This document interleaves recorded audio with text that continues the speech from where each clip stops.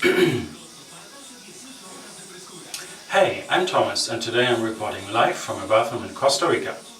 I'd like to show you a shower that's very popular here in Central America that you, my viewers in Europe and the United States, might not have seen before. It's the electric shower, or as I call it, the suicide shower. Ta-da! Okay, let's have a closer look. Right here we have the shower head containing the electric heating device. Connected to the shower head are two properly isolated wires who are powering the heating, and not close to the wires at all is the valve to switch on and off the water. So let's try this out. I'm switching on the water right now.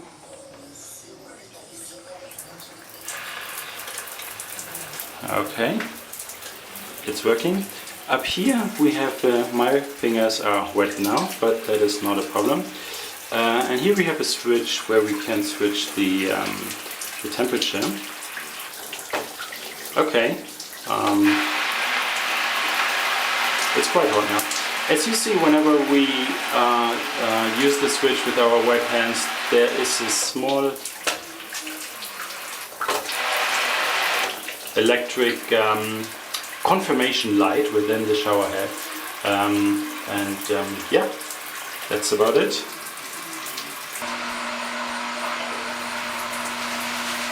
Happy showering, everyone!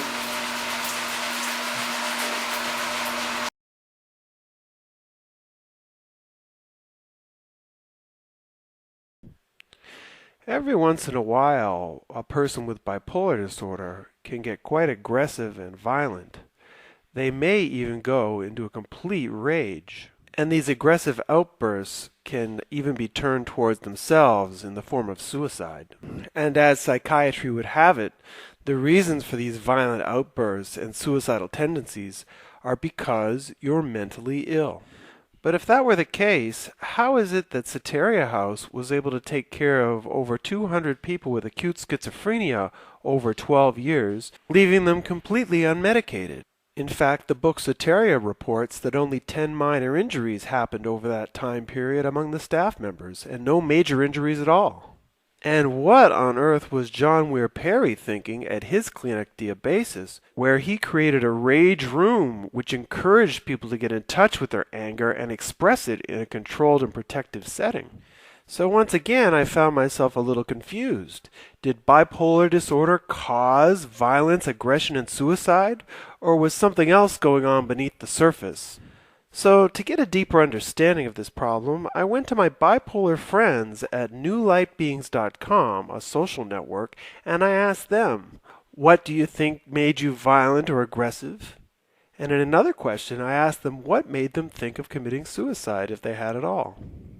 And what I found out from the responses was that, while yes, when the ego collapses and a person goes into psychosis, there is repressed aggression that can occasionally come out. However, for many bipolar people, our aggression doesn't rear its ugly head until we're in the hands of the system that is supposed to be taking care of us.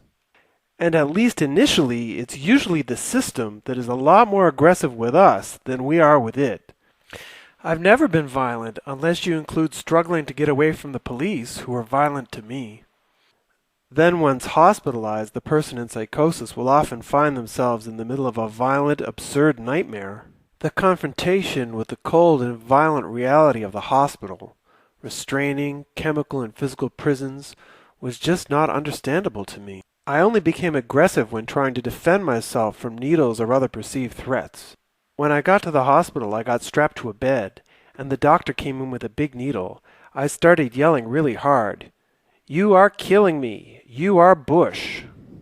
Speaking personally, I think that my aggression came out of the deep knowledge that I was experiencing something vitally important and sacred, and that my hospitalization was interfering with this process. Or as one new light being described, I believe this rage is some form of primal defense or warning. Try and remove a lion cub from the pride, and the lioness will stop at nothing to kill you. She doesn't display this rage out of love for her cub, no. She's in a rage because you're fucking with evolution. Once through the initial trauma of hospitalization, the bipolar person then has to face their warm and friendly psychiatrist. I got angry in the MD's office with my husband and father. I was trying to talk to my husband and explain my paranoia when the MD told him not to listen to me. That was very insulting and frustrating.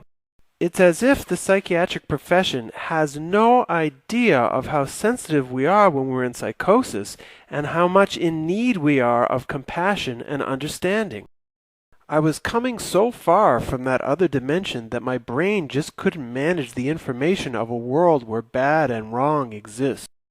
I was obsessed with the idea of spiritual freedom, and in my view I was being persecuted by the machine in an attempt to suppress me and imprison me in their narrow view of a bleak reality.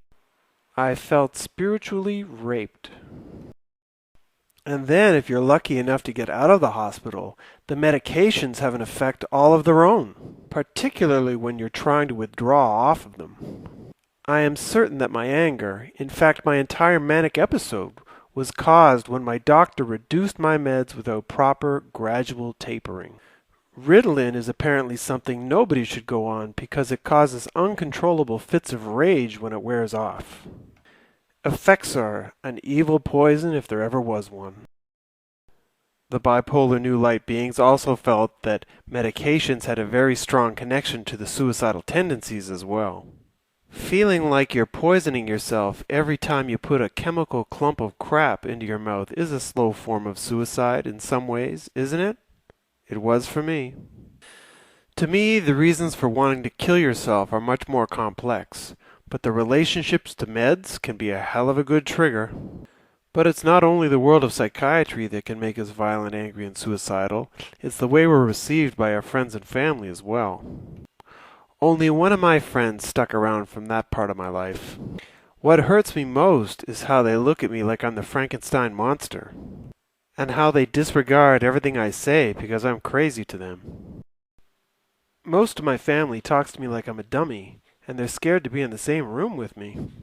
Or for those who are more spiritual, they think I'm a witch and that's why I'm punished for life with this disease. Realizing that my family and friends would only accept me again if I would surrender to lifelong medication, I took an overdose of liquid anesthetic.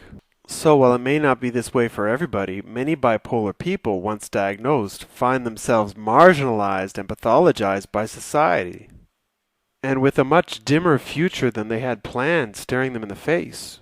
Wouldn't you be angry, maybe even suicidal? I was helpless and alone and angry and pretty out of myself. They tied me up to a bed to make sure I didn't try that again. Back in the 80s, when I was at the University of Toronto, I did 2 research reports on why normal people commit suicide, not necessarily people with bipolar disorder. And what I found among these so-called normal suicidal people was that the main reason that they wanted to kill themselves was exactly the same as why a bipolar person would want to kill themselves: infinite hopelessness. In the long run, the worst message you can give to a human being is to tell them that their psychological and spiritual problems are biochemical disorders or diseases, because it disempowers them. Dr. Peter Bregan, author of Your Drug May Be Your Problem. So, with this deeper understanding of why people are aggressive and suicidal, maybe we can start to understand this suicide note written by one of our new light beings. I beg for God to please have mercy on my soul. My soul is only the victim of my mind. Please release me of this world that shows no mercy to me, and allow my body to lay in the ground. Float my soul to the sky. Forgive me of my sins. I have been in agonizing pain for 12 years.